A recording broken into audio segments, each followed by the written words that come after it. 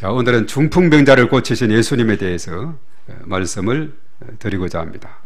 우리가 성경을 보게 되면은 구약이 39권이고 신약이 27권이라 그랬죠. 다 합치면은 66권이다 그렇게 말했어요. 자, 그런데 신약 성경에 가장 첫 번째 나오는 4권이 있는데 이것을 사복음서, 사복음서라 그럽니다. 사중복음은 종생성결 신유자이고 아마 생각에 그래요. 머릿속에는 사복음서였는데 말이 그렇게 나온 것 같은데, 사복음서. 사복음서는 마태복음, 마가복음, 누가복음, 요한복음입니다. 자, 이 사복음서는 무엇을 기록했느냐? 예수님의 생애와 그 사역에 대해서 우리가 잘 알려고 하면 어디를 읽어야 될까요? 사복음서 읽으면 돼요. 마태, 마가, 누가, 요한복음을 읽으면 되는 겁니다. 이것을 읽으면 예수님께서 그래도 예수님의 그 탄생과 또 누가복음 같은 데는 어린 시절에 대한 것이 조금 나와 있고, 그리고 그의 세례를 받으심과 또 시험도 받으셨던 이런 것들이 기록이 되어 있고, 그리고 이제 그의 사역이 길게 이렇게 기록이 되어 있습니다. 그런데 이제 마가복음을 보게 되면은 예수님의 그 가르침 중에서 복음 전파가 1장에서부터 시작이 되고 있어요. 다른 복음서에는 보면은 처음은 예수님의 탄생에 대한 기사라든가 또 족보라든가 이런 것이 있는 반면에 마가복음에는 복음 전파가 1장에 기록이 되어 있습니다. 그래서 마가복음 1장에 보면 간략하게 예수님의 길을 예비하기 위해서 이 땅에 오신 분이 누구라 그랬어요? 예수님 주의 길을 예비하러 오신 6개월 먼저 온 분, 세례요한이죠. 지난번 우리가 성경 퀴즈도 나왔죠. 세례요한이 6개월 먼저 이 땅에 탄생해서 예수님의 길을, 주의 길을 예비하는 자다 했습니다. 그래서 예수님은 그 세례요한으로부터 세례를 받았어요. 받을 필요가 없는데 우리의 모든 죄를 대신해서 그가 이제 세례도 받으시고 십자가상에서 피 흘려 돌아가신 분이 바로 예수님이죠. 그리고 이제 성령에 이끌려서 광야 나가서 사탄에게 시험을 받은 이 기사가 마가복음 1장의 앞부분에 짧게 이렇게 언급하면서 바로 마가복음 1장 14절 15절부터 예수님의 첫 복음 전파가 기록이 되어 있는데, 예수님의 첫 복음 전파가 어디에서 시작이 됐을까요?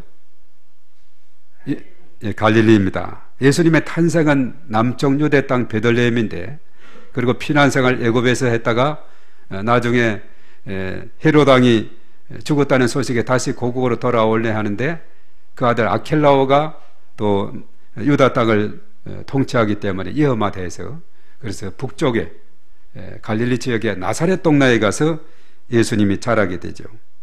그리고 예수님께서 그래서 이제 한 30년 동안 준비 기간과 이렇게 자라시고 준비하시고 이제 때가 돼서 복음을 전할 때는 이제 한 30세 되어서 한 3년 반 동안 예수님은 복음을 전하게 됐는데, 첫 복음 전파는 갈릴리에서 시작이 됐다 했는데, 그래서 마가복음 1장 14절 15절에 그렇게 말했어요. 요한이 잡힌 후 예수께서 갈릴리에 오셔서 하나님의 복음을 전파하여 이르시되, 갈릴리에 오셔서 때가 찼고 하나님 나라가 가까이 왔으니 회개하고 복음을 믿어라 그렇게 말했어요. 때가 찼고 하나님 나라가 가까웠으니 회개하고 복음을 믿어라 이렇게 말했어요. 그래서 예수님은 갈릴리 해변에 다니시면서 4명의 제자를 이제 선택했는데, 어부 출신이죠. 누굽니까?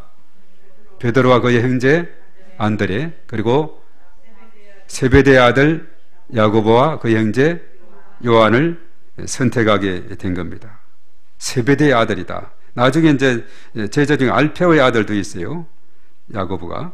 그래서 세베대의 아들 야고보와 요한, 그리고 베드로와 안드레, 이 4명의 사람을 이제 제자로 선택했습니다. 그리고 이제 해당에 들어가셔서 귀신 들린 사람을 고치시는 사역이 시작이 되죠. 자, 이러다 보니까 이제 예수님에 대한 그 소문이 점점 갈릴리 지역에 퍼지게 돼요. 그리고 이제 가버나움 해당터 옆에 보면 오늘날에도 성지순례감이 있는데 갈릴리 바다 쪽으로 베드로의 집이 있어요. 그것이 이제 베드로와 안드레의 집이다 했거든요. 그건 형제이기 때문에 같은 집에 살았죠. 오늘날에도 그 집은 그 시몬의 집이다 이렇게 소문이 나 있는데, 그 집에 누가 계셨느냐 하면 베드로, 시몬의 장모님이 거기에서 사셨는데, 장모님의 건강 상태는 좋지 않았어요. 어떤 질병에 걸려 있었죠?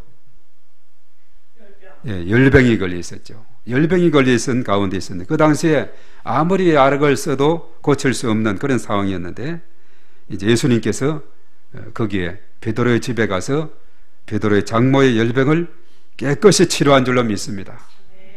그리고 이제 많은 병든 자, 귀신 들린 자들이 소문을 듣고 찾아오자 예수님이 고쳐주시고 귀신들을 쫓아내 주시는 이런 사역이 기록이 되었어요.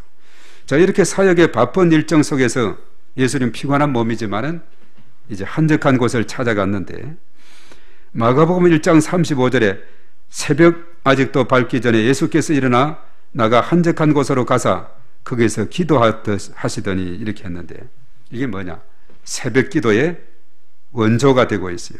새벽 기도의 원조는 예수님이신 줄로 믿습니다. 하루 종일 사역에 바쁘고 지친 몸인데 한적한 곳에 가서 기도하고, 새벽에 일찍 일어나서, 그리고 또 새벽 아직도 밝기 전에 미명의 시간이다 이렇게 표현했는데, 예수님이 거기에서 기도하셨다. 이것이 바로 새벽 기도의 원조가 돼서 우리 한국 교회가 크게 그동안 성장해왔던 그 요인 중에 하나가 바로 기도 운동인데, 새벽 기도 운동이 중요한 역할을 했다는 거죠. 물론 또 금요 심야 철야 기도 예배가 옛날에는 예수님께서도 목요일 날 겟세마네 동산에서 기도했던 그 기도 운동이죠. 그래서 이제 미국 같은 데는 보면 주로 이 미국 사람들은 주일 낮 예배만 이렇게 주로 드리고 많은데, 우리 한인들은 이것을 닮아서 새벽 예배도 드리고, 그리고 저녁 예배도 드리고, 금요 심야 기도도 드리고, 이렇게 열심히 하는 이런 모습을 보게 돼요. 그래서 사실 미국인 교회를 이렇게 임대해서 드리는 한인 교회들이 많거든요. 미국인들은 오전에 드리고 그냥 가니까 오후에 드리고 또 저녁도 드리고 새벽하고 금요 뭐 이렇게 수요 뭐 다 드려도 되는 거예요. 그렇게 이제 빌려서 드리는 경우가 있는데, 우리 한국 사람들은 하여튼 어디에 가든지 간에 정말 어디에 갖다 놔도 아주 굳굳이 서고 살아가는 이런 강한 정신력과 인내심과 믿음이 있음을 보게 됩니다. 너무나 자랑스러운 일이죠. 예수님의 새벽기도, 예수님의 철야기도, 이것을 본받아서 열심히 기도하고 이렇게 하게 되니까 하나님께서 은혜를 부어주시고, 그래서 하나님께서 믿음을 성장시켜 주시고 교회를 성장시켜 주시고 또 세계적으로 선교사를 파송할 수 있도록 은혜를 주시는 하나님의 은혜를 체험하게 된 것입니다. 그래서 우리가 성경 속에서 가만히 보면 예수님께서 어떻게 하셨는가, 이것을 우리가 잘 살펴보아서 예수님의 뒤를 따라가는 신실한 제자의 삶을 살아가야 될 줄 믿습니다. 자, 그래서 예수님은 갈릴리에 다니시면서 여러 회당에서 전도하시고 귀신들을 내쫓습니다. 그리고 한 나병 환자가 예수님에 대한 소문을 듣고 찾아와서 무릎을 꿇고 엎드려 간구합니다. 저를 불쌍히 여겨달라고 이렇게 요청했을 때 예수님께서 그 나병 환자도 깨끗이 치료해 주시는 그 놀라운 기록이 오늘 본문의 바로 앞쪽에 기록이 되어 있음을 우리가 보게 되죠. 1장 마지막 부분, 2장 앞부분. 그래서 이제 오늘 2장의 시작이 되어 있는데, 오늘 2장에서도 예수님의 사역은 가버나움에서 계속이 진행이 됩니다. 지금 예수님이 어디에 계셨다 그랬어요? 가버나움에 어디에 계시다 그랬습니까? 오늘 본문에서. 자, 1절의 말씀 한번 보겠어요. 우리가 다 같이 시작.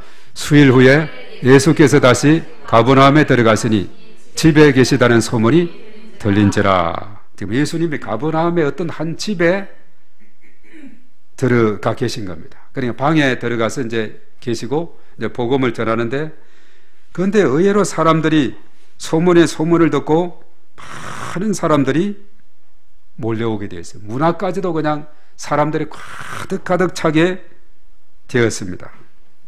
그런데 오늘 어떤 사람이 있습니까? 애타게 치료의 손길을 바라는 한 중풍병자가 있었다는 사실이죠.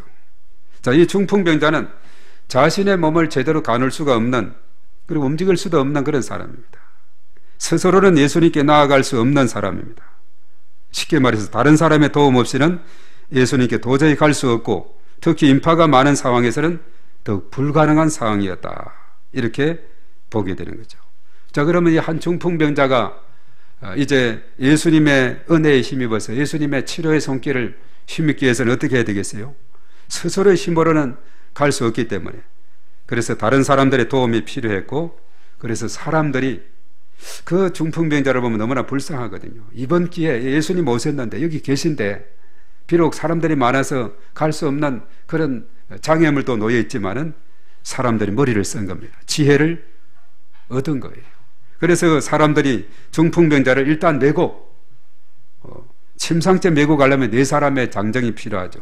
네 사람에게 메워서 예수님께로 이제 데려가도록 이렇게 하는데, 사람들이 너무나 많기 때문에 너무 많을 때는 혼자도 비집고 가기도 쉽지 않죠. 그런데 침상채 네 사람이 간다는 거, 이건 불가능한 일이거든요. 사람들이 그래서 그 근처까지 갔는데 도저히 인파를 뚫고 예수님이 계신 방으로까지 갈 수 없어서, 그래서 딱 생각한 것이, 그 당시 팔레스타인의 그 가옥 구조는 단청으로 주로 되어 있으면서도 옥상에 올라가는 계단으로 해서 길이 되어 있어요. 황토로 이렇게 해가지고 집을 만들었는데, 그래서 가옥 구조가 하여튼 옥상에서도 이렇게 좀 뭐 이렇게 손 좀 이렇게 하면은 뚫고서 방에까지 뭘 이렇게 옮길 수 있는 이런 구조로 되어 있어서, 이것을 사람들이 알아가지고 도저히 사람이 많으니까 문 쪽으로는 도저히 안 되니까 옥상으로 올라가서, 그래서 위 지붕을 좀 뚫고 침상을 내리려 하면 지붕이 또 많이 뚫어야 되죠. 조금만 뚫어서 안 되죠. 침상 하나가 내려가야 되니까, 침대 하나가 내려가야 되니까, 그리고 줄을 매가지고 이렇게 달아서 내려야 되죠. 요즘도 묘를 쓰려고 하면 그렇게 되죠. 묘를 해가지고 산소를 하기 위해서는 땅을 파서 관을 내리기 위해서는 사람들이 어떻게 합니까? 양쪽에 줄을 이렇게 매가지고 쭉 줄을 내리지요. 그런 식으로 침대도 네 쪽에 이렇게 줄을 매가지고 내리려면 많이 이렇게 뚫어야 되는 그런 상황이었어요. 그래서 이제 예수님이 계신 방에, 참 어떻게 보면 위험한 일이죠. 방 안에 사람이 가득 들어있고 예수님도 계신데 막 지붕을 뜯으면 그 지붕 무너지면 어떻게 하겠어요? 그럼에도 불구하고 하여튼 이렇게 잘 위에서 부스럭부스럭하니까 좀 사람들이 위를 쳐다봤겠죠. 또 그 밑은 또 이렇게 좀 피하고 했겠죠. 그 침상이 예수님께로 내려가는 이런 놀라운 일이 일어나게 되었습니다. 그래서 무리들 때문에 병자를 예수님께로 데려갈 수 없는 그런 상황에서 지붕을 뚫고 침상째 예수님 앞으로 달아 내렸다는 사실입니다. 자, 예수님께서 이 장면에서 예수님의 반응이 어떠했는가, 그것이 궁금하죠. 자, 5절 말씀입니다. 자, 5절 말씀 우리 다 같이 시작. 예수께서 그들의 믿음을 보시고 중풍병자에게 이르시되 작은 자여 내 죄사함을 받았느니라 하시니, 자, 이 말씀 그대로 고정하시고요. 이게 바로 이번 요절 말씀이죠. 지난주에도 우리가 암송대회 할 때 했었는데 한 번 읽습니다. 시작. 예수께서 그들의 믿음을 보시고 중풍병자에게 이르시되 작은 자여 내 죄사함을 받았느니라 하시니. 이 가만히 보세요. 예수님께서 누구의 믿음을 보셨다 그랬어요? 그들의 믿음을 보시고, 이 중풍병자의 믿음이 아닙니다. 그들의 믿음을 보시고 중풍병자에게 말씀을 해요. 이제 작은 자여 내 죄사함을 받았느니라. 자, 이 말씀을 우리가 가만히 보면은 우리가 다른 도움이 필요한 사람들을 위해서 도와주고, 또 그들을 위해서 중보하고, 그들을 이렇게 예수님께로 데려가고, 이런 일을 누가 해야 되느냐? 주변의 사람들이 해야 된다는 거죠. 그들의 믿음을 보시고 중풍병자가 제사함을 받게 되는 이런 놀라운 은혜가 있은 줄로 믿습니다. 그래서 우리가 특별히 5.16 우리가 새생명 전도 축제를 두고 오이코스 명단을 작성하고, 또 그분들이 정말 어쩌면 중풍병자와 같이 스스로는 교회로 올 수 없는 이런 분들, 우리가 도와주고 기도하고 중보기도 하고 그들을 격려하고 또 우리가 초청장도 전달하고 또 찾아가고 만나고 선물도 전달하고 이래 하게 되면은 한 걸음 한 걸음 우리 교회 앞으로 나오게 되고 또 그분들도 주의 은혜를 힘입고 치료의 능력을 힘입고 영혼적에 구원받는 놀라운 역사가 얼마든지 일어나게 될 줄로 믿습니다. 다른 사람들의 믿음을 보시고 이런 놀라운 일을 행하시게 된 것을 보게 돼요. 내 죄사함을 받았느니라. 자, 이 일에 있어서 모두가 박수를 해야 되겠죠. 야, 이제 이 중풍병자가 고침을 받게 됐구나. 너무나도 감사한 일이다. 볼 때마다 너무나 안쓰럽고 그래서 사람들이 정정 네 사람의 도움을 힘입어서 예수님께로 모셔가서 그가 치료를 받게 됐으니 얼마나 감사한 일이에요. 막 박수치고 그냥 잔치를 벌여야 될 그런 상황이죠. 그런데 중풍병자에게 제사함을 선언하신 예수님을 보고 그 당시 서기관들, 종교 지도자들이죠. 유대 종교 지도자들은 속으로 어떤 생각을 했느냐. 속으로 그리 생각한 것이 있어요. 6절과 7절에 자, 서기관들은 박수 대신에 어떤 생각을 했는지. 자, 6절하고 7절을 봅니다. 시작. 어떤 서기관들이 거기 앉아서 마음에 생각하기를 이 사람이 어찌 이렇게 말하는가. 신성모독이로다. 오직 하나님 한 분 외에는 누가 능히 죄를 사하겠느냐가. 그러니까 이 서기관들은 한 중풍병자가 고침을 받고 죄용서함 받고 치료받고 회복되는 것에는 관심이 없고 예수님께서 내 죄사함을 받았느니라 하니까 아, 이거 신성모독이다. 이거 하나님 한 분 외에는 누가 죄를 사할 수 있단 말인가. 이렇게 그들은 생각했습니다. 예수님의 죄사함 선언은 예수님의 하나님의 능력의 권위를 모독했다는 것인데 이는 당시에 돌로 쳐 죽일 만한 심각한 죄로 간주되었고 결국 예수님에 대한 공식적인 비난의 근거가 되었어요. 그래서 나중에 마가복음 14장 61절 이하의 말씀에 쭉 보면 그래요. 내가 거니라 인자가 권능자의 우편에 앉은 것과 하늘구름을 타고 오는 것을 너희가 보리라. 대제사장이 자기 옷을 찢어 미르되 우리가 어찌 더 정의를 요구하리요. 신성모독하는 말을 너희가 들었도다 하면서 예수님에 대한 이 반감, 이제 예수님을 이제 죽이려고 하는 그들의 마음이 극에 달한 그런 상황을 보고 예수님을 보고 신성모독했다 이렇게 말을 하게 된 거죠. 그래서 당시 서기관들 제3의 권세가 오로지 하나님, 전능하신 하나님 한 분 외에는 없음을 알고 있었고 예수님은 단순한 인간으로만 생각했기 때문에 이런 상황을 믿을 수가 없었습니다. 그래서 그들은 용서할 수가 없었다는 거죠. 이들 예수님이 하나님의 권한을 가진 것처럼 사칭한다고 생각해서 신성모독죄라고 이렇게 지적한 겁니다. 바로 이것은 뭐냐? 서기관들이 무엇을 놓쳤느냐? 삼위일체 하나님에 대해서 이해를 하지 못했기 때문에 이런 오해를 하게 되었다는 사실입니다. 우리는 삼위일체 하나님을 믿어요. 그것은 뭐냐면 성부 하나님, 성자 하나님, 성령 하나님 세 유격이지만은 한 몸이시다. 이것을 우리가 믿어 마지 않죠. 우리가 성경에 보면 그런 근거들이 많습니다. 창세기 1장 천지 창조하기 전에 하나님의 신이 수면에 우면했다 그랬어요. 하나님과 성령이 함께 거하게 된 것을 봅니다. 또 다윗 같은 경우도 바로 예수 그리스도를 말해서 나의 주라고 이렇게 고백한 것을 보게 돼요. 어떻게 아브라함과 다윗의 자손으로 태어난 예수님을 다윗이 주라고 하느냐?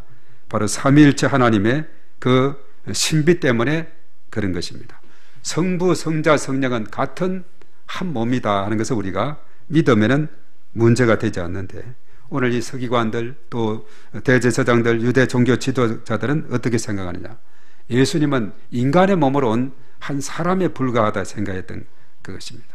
하나님은 전능하시고 유일하신 선한 분이시고 또 하나님만이 죄를 사할 수 있는 분이라 이렇게 생각했는데 바로 예수님도 그런 같은 권위가 있는 그런 사실을 그들은 놓치고 있다 하는 사실입니다. 그래서 예수님께서는 이 서기관들의 중심을 꿰뚫어 보시고는 그들에게 질문을 합니다. 자, 9절에 어떤 질문을 했을까요? 9절입니다. 다 같이 시작. 중풍병자에게 내 제사함을 받았느니라 하는 말과 일어나 내 상을 가지고 걸어가라는 말 중에서 어느 것이 쉽겠느냐? 자, 그대로 두시고 자, 두 가지죠. 중풍병자에게 내 제사함을 받았느냐 하는 말과 일어나 내 상을 가지고 걸어가라. 뭐가 쉽겠어요? 여러분 같으면은? 쉽게 말해서 내 제사함을 받았느냐라는 건 그것들의 표시가 안 나요. 받았는지 안 받았는지 몰라요. 말을 선포해도. 그러나 뒤에 일어나 내 상을 가지고 걸어가라. 이것은 반응이 나타나야 될 거 아니겠습니까? 침상에 누웠던 그가 일어나서 상을 들고 가야 되는 이런 상황인데 뭐가 어려울 것 같아요? 여러분들? 뒤에 게 어려울 것 같죠? 그렇게 명령했는데 일어나지도 못하고 하면 이거 봐라 이거 봐라 그럴 거 아니에요? 앞에는 내 제사함을 받았느니라. 눈에 안 보이니까 표시가 안 나는데 내 제사함을 받았느니라. 이 말과 일어나 내 상을 가지고 걸어가라 하는 말 중에서 어느 것이 쉽겠느냐? 사실 예수님은 이런 질문을 하게 된 이유는 자신이 죄를 용서할 수 있는 권세를 가지고 있는 분이심을 그들에게 가르쳐 주기 위한 것이었어요. 사실은 얼마든지 예수님은 이런 권세가 있어요. 마태복음 28장 18절에 뭐라 했습니까? 예수께서 나와 말씀하여 이르시되 하늘과 땅의 모든 권세를 내게 주셨다. 아버지께서 내게 주셨다. 하늘과 땅의 모든 권세를 아버지께서 내게 주셨으니 제사함 선포에 대한 것도 얼마든지 가능한 일이고, 그리고 일어나 내 상을 걸어가라 얼마든지 선포할 수 있고, 이런 역사가 일어나게 되는 거죠. 그리고 하나님 나라의 표적은 병을 고쳐주시는 기적을 통해 그들이 갖고 있던 생각이 잘못된 것임을 보여주기 위해서다 하는 사실입니다. 그래서 이 두 가지는 사람으로서는 어느 것도 할 수가 없어요. 제사함 선포도 사람이 불가능하고 일어나 걸어가라 해도 이것도 사람으로서는 도저히 할 수 없는 일이지만 오직 하나님만 하실 수 있는 이름을 가르쳐주기 위한 것이었어요. 그러면서 이제 오늘 마지막으로 11절과 12절의 말씀에 예수님은 중풍병자에게 무엇을 명령을 했느냐, 또 그 결과는 어떻게 나타났느냐 하는 것인데, 다 같이 11절 12절입니다. 시작. 내가 내게 이르노니 일어나 내 상을 가지고 집으로 가라 하시니 그가 일어나 그 상을 가지고 모든 사람 앞에서 나가거늘 그들이 다 놀라 하나님께 영광을 돌리며 이르되 우리가 이런 일을 도무지 보지 못하였다 하더라. 놀라운 기적이 일어난 줄 믿습니다. 예. 이때 우리는 한 박수 해야 돼요. 박수. 예. 박수입니다. 자, 오늘 말씀에서 예수님은 중풍병자를 그냥 치료해 주시지 않고 제사함의 권세까지 언급하셨어요. 예수님의 사역이 우리가 마태복음에 보면 4장 23에서 25절에 나와 있죠. 천국 복음을 가르치시고 또한 전파하시고 연약한 자 병든 자를 고치시는 사역을 했죠. 이런 것을 보는데, 그리고 사실은 예수님께서 사역의 목표가 있습니다. 예수님의 사역의 목표는 뭐냐 하면 전도고 영혼을 구원하는 것이다 하는 겁니다. 우리가 마가복음 1장 38절에 그랬어요. 전도, 내가 다른 마을도 가면서 전도 일을 위해서 내가 왔다 이렇게 말했죠. 예수님이 이 땅에 오신 목적은 오직 영혼을 구원하는 일입니다. 그래서 가르치시고 전하시고 고치시는 사역은 서로 떨어질 수가 없는 것이에요. 오늘 중풍병자에게도 육체적 치료를 넘어서 영적 치료까지 언급한 것은 뭐냐 하면 그에게 영적인 구원까지 주시기 위한 것이 예수님의 계획입니다. 우리가 이제 요한복음 사복음서 중에 마지막 네 번째 있는 요한복음을 보면은 우리가 거기에 많은 표적이 있다 그랬죠. 뭐 8가지, 보통 7가지라 하는데 예수님 부활까지 하면 8가지로 있는데, 거기에도 보면 2장에서 물이 포도주로 바뀌는 것, 이것도 기적이죠. 4장에 가서는 왕의 신하의 아들이 고침을 받고, 그리고 5장에 가서 38년 된 병자가 고침받고, 그리고 6장에 가서는 오병이어 그리고 무리를 걸으시고, 9장에 가서 남에서 소경된 자가 고침을 받고, 11장에 가서 죽은 나사로가 다시 살아나는 그런 놀라운, 나흘인데 4일이 지났는데도 살아나는 이런 기적이 일어났죠. 그 기적들 다음에는, 그런 표적 다음에는 누가 믿으니라 누가 믿으니라, 나사로 까닭에 많은 유대인들이 믿으니라 이렇게 나오죠. 우리가 사실 또 사도행전에도 많은 표적이 있어요. 사도행전은 두 주인공이 있는데 1에서 12장까지는 베드로가 주인공이고 13에서 28장은 바울이 주인공인데, 그 베드로와 바울의 사역을 가만히 보면 공통점이 많습니다. 나면서 걷지 못했던 자를 어떻게 했어요? 베드로가 3장에서 내게 은과 금은 없거니와 나사렛 예수의 이름으로 일어나 걸어라. 발과 발목에 힘을 얻고 일어서고 걷고 뛰고 하나님을 찬양한 줄로 믿습니다. 그리고 많은 사람들이 그 장면을 보고 놀랐고 놀랐다 그랬죠. 그리고 사실 14장에 가서 루스드라에서 바울이 남에서 걷지 못한 자를 치유하게 됐어요. 그리고 베드로는 어떻습니까? 죽었던 다비다도 살리고, 저 뒤쪽에 20장에 가서 바울도 죽은 유두고 청년이 삼청에 걸쳐 앉았다가 너무나 강년이 길어져서 꼬박꼬박 졸다가 떨어져서 죽었는데 다시 살리시고, 그리고 또 병자를 고치시는 이런 내용들 쭉 나오는 그 뒤에를 보면 다 이 장면을 통해서 하나님께 영광을 돌리고 많은 사람들이 하나님 앞에서 놀라게 되고 믿음을 갖게 되는 이러한 것을 보게 돼요. 그래서 이 치유 사건이라는 것은 병을 고치고 약한 자가 고침받고 귀신들이 쫓겨나고 거기서 끝나는 것이 아니라 영혼 구원까지 이어지게 되는 줄로 믿습니다.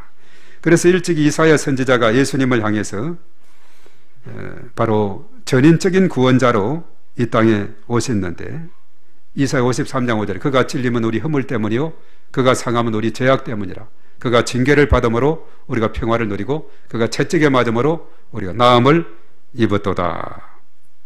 영적 치유, 정신 치유, 육신의 치유까지 다 이룩하게 된 줄로 믿습니다. 그래서 예수님은 제사함의 권세까지 가진 분임을 오늘 말씀은 잘 밝혀주고 있습니다. 예수님은 스스로 죄를 사하시는 분, 하나님으로 선언하시고 신성모독죄라는 서기관들의 잘못된 생각을 바로잡아 주시고 자신의 말씀이 참된 것임을 알려주기 위해서 바로 중풍병자를 고치시는 기적을 보여주셨어요. 예수님의 제사함은 성전에서 선포되는 수준이 아니라 자리에 누워 움직일 수 없었던 사람을 일어나 걷게 하는 권능을 베풀게 된 줄로 믿습니다. 그래서 우리가 제사함을 받았다고 할 때 그것은 단순히 교회 안에서 선포되는 선언에 그치는 것이 아니고 바로 천국에 들어가게 되리라는 약속을 받는 것에 멈추는 것도 아니고 우리의 삶이 근본적으로 변화를 체험해야 된다. 변화를 체험해야 된다는 것을 우리에게 깨우쳐주고 있습니다. 자, 그러면 내 죄를 사하신 예수님의 권세가 내 삶에서 어떤 모습으로 드러나야 되는가? 바로 그 죄 용서함은 나에게 새 생명으로 새로운 삶으로 드러나야 될 줄 믿습니다.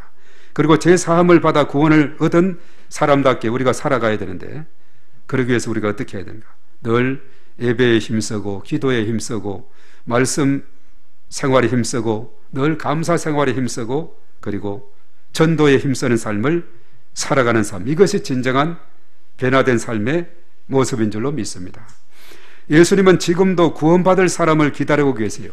한 중풍병자가 지금 비록 어떻게 보면 참 무리하게 천정을 뜯어서 예수님께 달아내는 그런 상황이지만, 그래도 예수님은 그렇게 예수님 앞으로 그런 사람들을 모셔오는 것에 대해서 책망하지 않았어요. 왜 지붕 뜯어서, 왜 위험하게 해서 이렇게 말하지 않고 그 사람을 치료해 주시고 영적인 구원까지 베풀어 주신 줄로 믿습니다.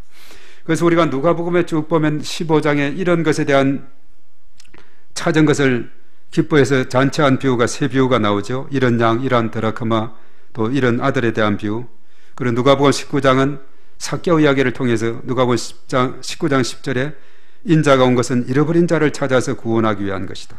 이렇게 말했어요. 디모데전서 2장 4절에 하나님은 모든 사람이 구원받기를 원하시는 하나님인 줄로 믿습니다.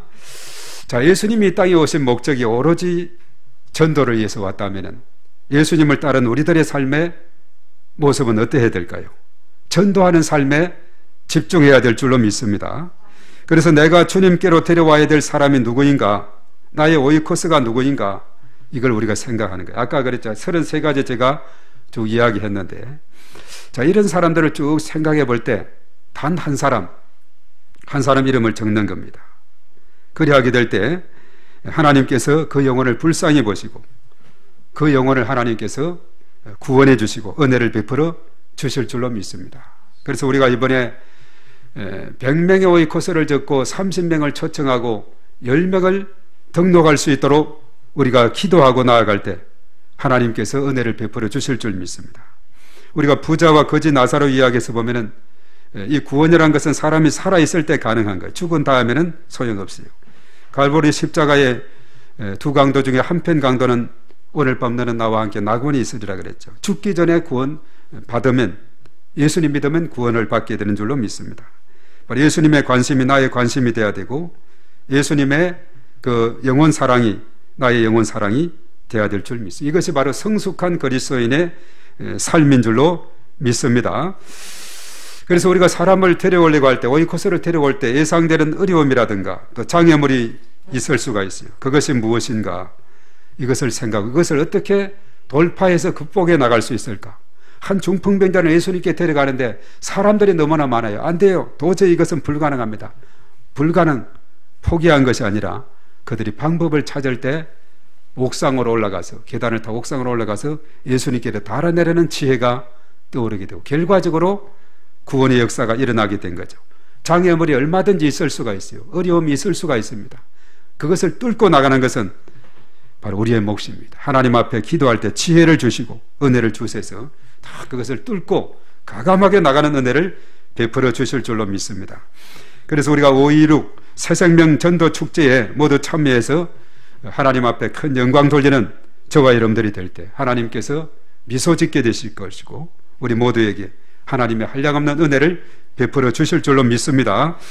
오늘 이 시간 우리 하나님 앞에 간절히 결단의 기도를 하겠는데, 기도하기 전에 우리 찬양으로 먼저 하나님 앞에 영광 돌립니다.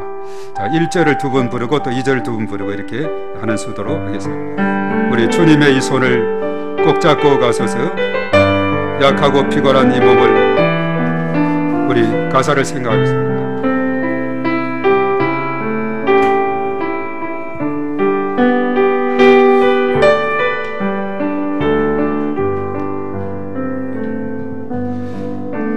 주님여 이 손을 꼭 잡고 가소서.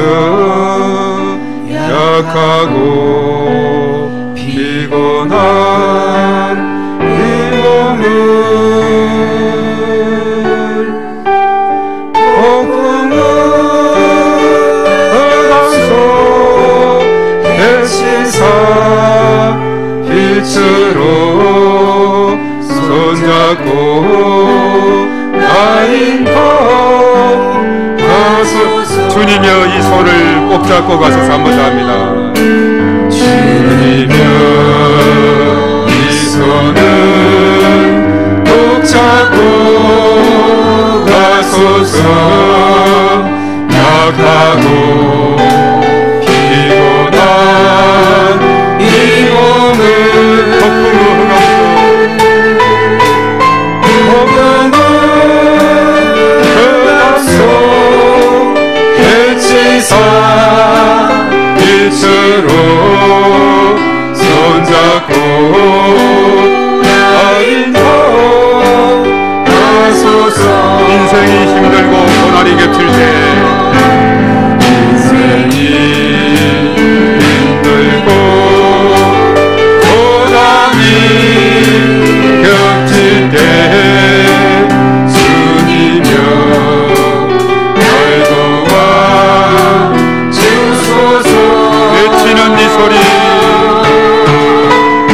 외치는 이 소리, 귀 기울이시사 손잡고 나인도 가소서. 인생이 힘들고 고난이 겹칠 때, 인생이 힘들고 고난이 겹칠 때 주님여 날 도와 주소서. 외치는 이 소리, 귀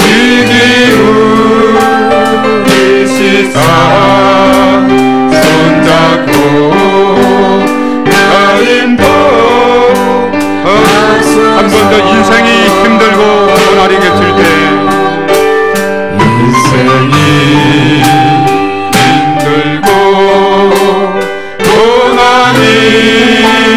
곁일 때 주님여 날 도와 주소서.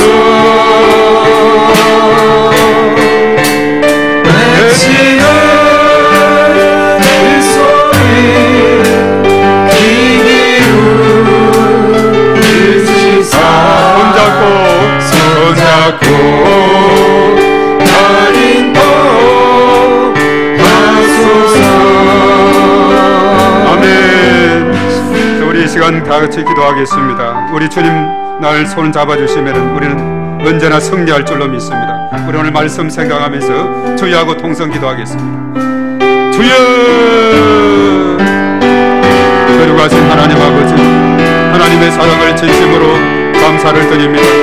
오늘 한 중풍병자가 있어서 도저히 스스로 힘으로는 주님께로 나갈 수 없는 그런 상황에 있을 때 사람들이 아버지 하나님 내 사람들에게 심상찮게 예수님께로 데리고 가게 되었습니다.